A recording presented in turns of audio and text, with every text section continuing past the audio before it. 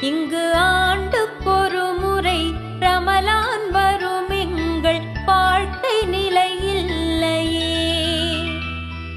உம்மி நபி சொன்ன கடமை இது என்னும் உணர்வு மகத்தானது. இரு உலக வாழ்வினிலும் உயர்வை தரவல்ல புனித ரமலான் இது.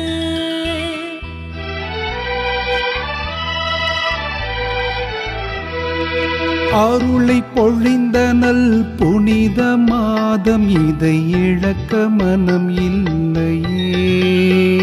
இங்கு ஆண்டுக்கொரு முறை